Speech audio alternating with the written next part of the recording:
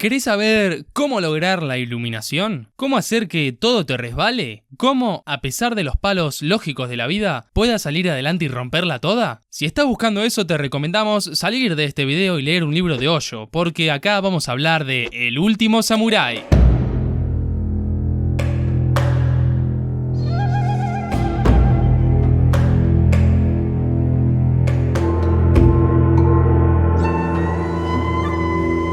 Vamos a empezar por el protagonista, pero quédate hasta el final del video porque, a pesar de durar varios minutos, se va a poner cada vez más picante. Nathan Algren está inspirado en Jules Brunet, un capitán francés que luchó a favor del shogunato Tokugawa y, por consiguiente, en contra del nuevo gobierno Meiji. Nombres complicados de los cuales hablaremos en breve. También se inspiraron, aunque en menor medida, en Frederick Townsend Ward, un estadounidense que ayudó a preparar al ejército chino para la rebelión Taiping. La película comienza mostrándonos a un Nathan muy diferente al que vamos a ver sobre el final. Podemos decir que tiene una transformación más que interesante, la cual claramente vamos a ir desglosando. Winner of the Medal of Honor for his gallantry on the hallowed ground of Gettysburg and the triumphant campaign against the most savage of the Indian nations, Captain Nathan Alfred. This is your last performance. You're fired. Now get out there. By many's a time I found myself. Ya en los primeros minutos del film nos damos cuenta de que Nathan es un excombatiente en la Guerra de Secesión de Estados Unidos, teniendo un papel clave en la famosa batalla de Gettysburg dada entre el 1 y el 3 de julio de 1863, con una victoria contundente del ejército federal. Es considerado un héroe nacional, aunque a él no le interesa en absoluto todo eso. Tiene problemas con el alcoholismo, que más tarde nos daremos cuenta que es la manera que encontró de tapar sus traumas. Los traumas que tiene Nathan son producto de un genocidio contra un pueblo originario norteamericano. Por lo que vimos, en ese momento estaba compuesto principalmente de mujeres y niños. La culpa le carcome el cerebro a nuestro personaje. No puede superar las atrocidades que hicieron en esa guerra contra muchas personas indefensas. Colonel Bagley, these people had nothing to do with the raids. Bodies stripped bare, mutilated, left to rot in the sun. Se lo ve arrepentido, negado, ciego y claramente muy en contra de las cosas que hizo o que le hicieron hacer. Como vimos, luego de ser probablemente despedido de la famosa compañía de armas Winchester, a Nathan le proponen el trabajo de entrenar al ejército japonés para pelear contra quienes ellos llaman los rebeldes, en la famosa restauración Meiji del siglo XIX. En esa reunión se presentan quienes van a ser los dos grandes antagonistas de la película. Por un lado, Omura, un ministro japonés de familia rica. Él es el principal responsable de esa modernización de Japón, entre comillas. Una modernización que, y ahora basándonos en la historia real, fue más forzada que querida por la nación del sol naciente. Japón había estado más de 200 años en aislamiento total con el mundo exterior por orden de su gobierno de facto. El Sakoku, una política implantada por el shogunato Tokugawa, prohibía a cualquier persona entrar o salir de Japón. Este se puso en marcha en 1639 y finalizó con el no tan amistoso arribo del comodoro estadounidense Matthew Perry a las costas japonesas en julio de 1853 y posterior firmado del Tratado de Kanagawa en 1854. De esta manera, la nación nipona se vio obligada a abrir varios puertos al comercio con el exterior. Fue tan importante este arribo del estadounidense que puso en crisis el shogunato Tokugawa, terminando en la restauración Meiji y la posterior asunción del emperador Meiji Tenno el 3 de febrero de 1867. La película se sitúa entre el año 1876 y 1877, 9 años después del inicio de la era Meiji, relatándonos lo que sucedió en la rebelión de Satsuma. Y el otro antagonista es el coronel Bardi, su ex superior en el campo de batalla, quien le ordenó matar a esas mujeres y niños, provocando el duro trauma de Nathan y, lógicamente, la muerte de varias personas indefensas. Nathan, I did what I was ordered to do out there, and I have no remorse. So what do you say we put the past behind us? You want me to kill the enemies of Japos? I'll kill the enemies of Japos. For $500 a month, I'll kill whoever you want. But keep one thing in mind. I'd happily kill you for free. Y también se nos presenta al que luego iba a ser el aliado del protagonista y el responsable del cambio del mismo y de, básicamente, toda la trama de la película. Who will be training your boys to fight? His name is Katsumoto Moritsu.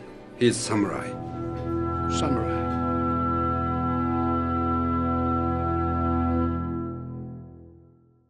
Luego de llegar a un acuerdo con Omura, Nathan viaja a Japón para comenzar con su tarea.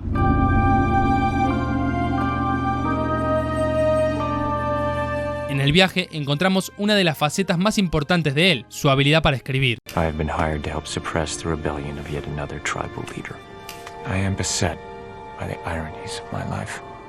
Gracias a estos relatos que nos acompañarán durante toda la película, podemos conocer más en profundidad al personaje y lo que le estaba sucediendo. Nathan tiene una sensibilidad especial para escribir, para expresar sus sentimientos y para describir todo lo que lo rodea. A pesar de que admite solamente servir para matar líderes tribales, quizás no se dio cuenta de que su gran don era el de la escritura. Y sus notas no fueron en vano, ya que como vimos al final de la película, Nathan se las da a Simon Graham, el fotógrafo inglés que lo acompañó y fue su aliado durante toda su estadía en Japón, para que haga un libro que documente todo lo sucedido. Al desembarcar en la bahía de Yokohama, Nathan queda totalmente sorprendido por lo que ve, una sociedad completamente diferente a la que él estaba acostumbrado. Hablando de la historia real, Japón para fines del siglo XIX recién se estaba abriendo al mundo, un mundo que estaba mucho más conectado y avanzado tecnológicamente que lo que era el país del sol naciente en esos tiempos. Qué ironía que si hoy nos preguntamos cuál es el país más tecnológico del mundo, muchos digamos que Japón. En fin, sigamos.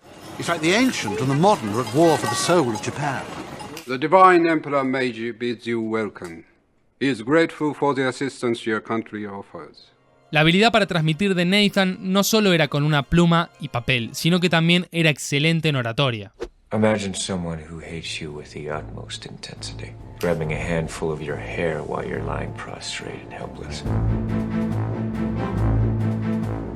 Otra cualidad, bastante lógica por lo que ya sabíamos hasta ese momento del protagonista, es la de ser excelente en el campo de batalla. No solo en la lucha cuerpo a cuerpo o con el manejo de armas de fuego, sino que estratégicamente Nathan es un superdotado. Give a damn about the samurai. I wanna know my enemy. Nathan no le tiene ni un poco de miedo a la muerte. Después de la masacre en Estados Unidos, su vida para él no tiene más sentido. A veces prefiere morir antes que cargar con semejante culpa sobre su conciencia. En el siguiente fragmento, más allá de que lo hizo para demostrar que el ejército japonés no estaba preparado para pelear contra nadie y que probablemente estaba seguro de que el soldado iba a fallar, arriesgar su vida de semejante manera por simplemente demostrar su punto de vista es sencillamente una locura.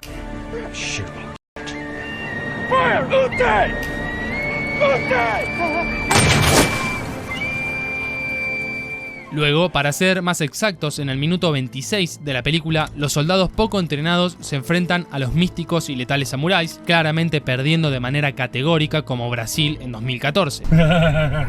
Basta, chicos. Mientras el ejército emprendía la retirada, Algren queda atrapado entre 4 samuráis y, dejando todo, no pudieron matarlo. Con una lanza que en su base tenía una bandera de tigre, el gran Katsumoto se dio cuenta de que aquella visión que tuvo mientras meditaba al comienzo de la película tenía algo que ver con ese sujeto.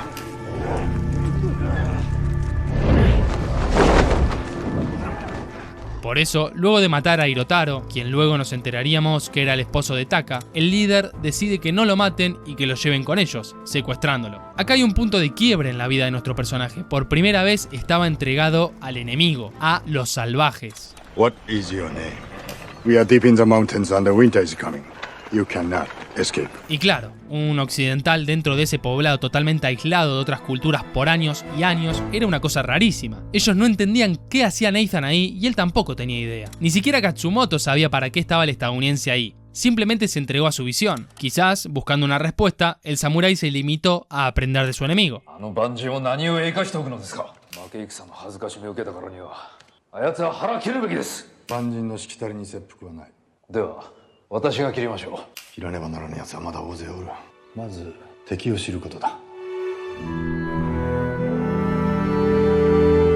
Lo mismo que dijo Nathan cuando hablaba con Simon Graham, ahora lo decía Katsumoto. Ambos son aprendices de la guerra, más allá de que hayan vivido a medio planeta de distancia, en una época donde no había wifi y Japón estaba totalmente aislado del mundo exterior, en la guerra, en los negocios, en el desarrollo personal y probablemente en todos los ámbitos de la vida hay principios. Ellos rigen estas áreas aunque vivas en Rusia o en Marruecos en el año 30 o 2021. Son las reglas del juego y en la guerra una de las cosas más importantes importantes es conocer a tu enemigo. Te recomiendo leer El arte de la guerra de Sun Tzu, un libro oriental milenario, bastante corto pero potente que habla de los principios de la guerra. Y no te lo recomiendo para que aprendas a disparar con precisión, sino porque estos principios se pueden llevar a otros ámbitos como a los negocios. Nathan poco a poco se fue dando cuenta que el pueblo samurái representaba para él ingresar dentro de la sociedad que ayudó a destruir en Estados Unidos. Ve a los samuráis entrenando, al herrero forjando una espada, a los niños y a las mujeres viviendo felices y pacíficamente. Probablemente al estar ahí estaba destruyendo falsos conceptos que había creado sobre los indios, ya que según los que lo contrataron los samuráis eran salvajes, de la misma manera que le llamaban a los Sioux en Estados Unidos. Pero al estar dentro encontró a una población mucho más desarrollada que la suya en varios aspectos, por así decirlo, y probablemente muy diferente a lo que alguna vez habría imaginado. Aunque hoy sea algo obvio, en ese momento era revolucionario. Nathan se estaba dando cuenta que más allá de su sociedad había un mundo increíble, que podía dejarle enseñanzas muy profundas, por lo menos hacerle cuestionar sus creencias. Nathan es un guerrero por naturaleza.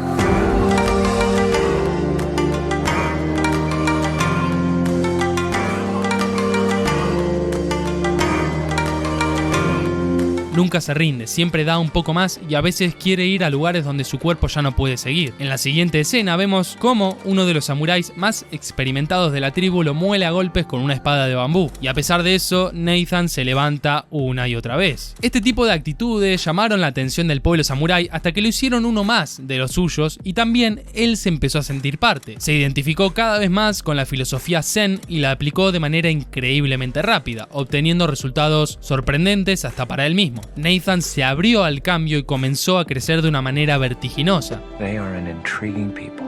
From the moment they wake, they devote themselves to the perfection of whatever they pursue. I have never seen such discipline.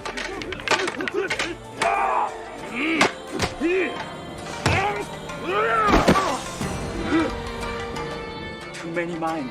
Mind the soul. Mind the people want. Mind the enemy. Too many mind. No mind. Winter, 1877. What does it mean to be samurai? To devote yourself utterly to a set of moral principles, to seek a stillness of your mind, and to master the way of the sword. Además, y esto es un detalle para nada menor en la vida de una persona, parece que Nathan se enamoró nada más ni nada menos que de Taka, la viuda de Hirotaro, asesinado por el mismo protagonista. Sorry for your husband, Hirotaro. あなたもあなたのすべきことをしただけです。お気持ちだけは。 Mientras Katsumoto estaba demostrando mejores habilidades actorales que el mismísimo Sebastián Estebanés, un grupo de ninjas enviados por Omura atacó el poblado y ahí, por primera vez, Nathan luchó contra ellos, salvando probablemente la vida del maestro. Al finalizar esta pelea hay una mirada especial entre ambos, como sabiendo que hay algo mucho más grande que los une, algo que va de la mano con la visión que tuvo Katsumoto y con la decisión de dejarlo vivir. Previamente Katsumoto le había dicho a Taka un poco de lo que estábamos comentando. 広太郎は戦で死んだ変命だ。奴がなぜここにいるのかようわからんのだ。これもまた何かのお示しかもしれん。 Tras regresar a Tokio y frente al arresto de Katsumoto, Nathan, en lugar de volver con todo el dinero que había ganado, decide quedarse para rescatar a Katsumoto y luchar contra las fuerzas del gobierno, a favor de los samuráis. De alguna manera tenían que salvar la cultura japonesa y no dejar que los intereses económicos de Omura y de otros ministros proliferaran y acabaran aplastando toda la historia nipona. No debe ser sencillo para alguien como Nathan decidir quedarse a dejar su vida en pos de una causa que conoce hace menos de un año. De hecho es una locura. Pero podemos afirmar que vivir con los samuráis le devolvió el sentido de vivir al protagonista. Se descubrió a sí mismo, se metió dentro de la vida de quienes los ajenos llamaban salvajes y aprendió una filosofía muy potente. Si a Nathan no le interesaba seguir viviendo antes de ir a Japón, ahora quería dejar su vida defendiendo aquella cultura que lo hizo nacer de nuevo y volver a ser pleno como alguna vez habría sido. お前も白人と戦うのか。そうです。もし来れば戦う。愛する人を殺すから。 La siguiente escena nos muestra de manera sublime esta revelación que tuvo el protagonista, como también su mayor aliado, quien se dio cuenta que era mejor morir defendiendo su historia antes que realizar el seppuku ahí mismo. Katsumoto quizás se dio cuenta de que él no había traicionado a nadie, sino que lo habían traicionado a él y a sus antepasados. Por eso decidió luchar hasta el final. A man can't change his destiny. I think a man does what he can until his destiny is revealed. Y antes de ir a la batalla, Taka le da la armadura roja de Hirotaro y Katsumoto le otorga su propia espada, la cual dice: I belong to the warrior in whom the old ways have joined the new. Esa frase grabada en la katana nos dice mucho de lo que venimos hablando. Nathan era la combinación de ambas culturas, de lo moderno y de lo milenario. El momento donde le otorgaron la espada fue muy importante y simbólico para Nathan. En ese momento podemos concluir que oficialmente el protagonista se había convertido en un samurái. Previamente en la película, Graham comentó qué significaba la espada en la vida de un samurái. They say that the samurai sword is his soul, right? I've been trying to write a book about it for years, but I tend to get very much to themselves.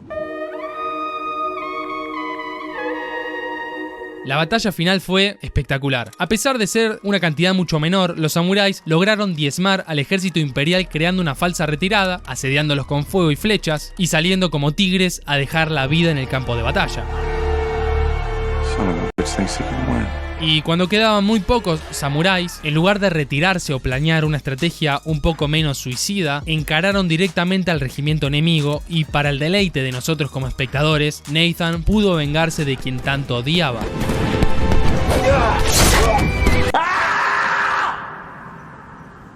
La tecnología le ganó a la tradición y con las ametralladoras hicieron una masacre en el campo de batalla. Como vimos, Katsumoto muere suicidándose con su propia espada y la ayuda de Nathan, y provocando el respeto de todo el ejército rival, quienes vieron en el samurái la tradición japonesa siendo descartada, como también un guerrero que murió sabiendo que iba a morir antes de pelear, pero lo hizo con honor. You have your honor again. Let me die with mine. They are perfect. Antes de morir, Katsumoto terminó su poema, admitiendo que todas las flores son perfectas. Y qué sabio es eso, la perfección está en todos lados, las cosas son como tienen que ser y por ese simple motivo se convierten en la perfección, en una manifestación del universo, en este caso, una flor. This is Katsumoto's sword. He would have wanted you to have it. Let the strength of the samurai be with you always. He hoped, with his last breath, that you would remember the ancestors who held this sword. And what they died for. Gracias a estas palabras y lógicamente a que Nathan seguía vivo, el emperador le dijo que no al acuerdo que estaba por firmar con los Estados Unidos, haciendo posible el sueño de Katsumoto y de todo el pueblo samurái. Finalmente parece que Nathan Algren volvió al poblado donde fue feliz y se reencontró con Taka. Ah, bueno. ¿Querés que diga la frase más edulcorada y hollywoodesca de la historia? Bueno, y vivieron felices para siempre. No puedo creer que dije esta mierda. Y bueno, las cosas que uno hace por plata, ¿eh? Sí, hijo. Bueno, ahora vamos con el momento de desilusión. La realidad es que en la película se endulza bastante la figura del samurái. En realidad, para esa época, que fue su culminación, la mayoría eran simplemente privilegiados que eran mantenidos por los impuestos que pagaba el pueblo. Algo así como la reina Isabel, pero en modo asiático, salvando las distancias. Los samuráis surgieron alrededor del siglo X como una élite militar que protegía a los señores feudales, o sea, a los que tenían platita, como el comandante Ford.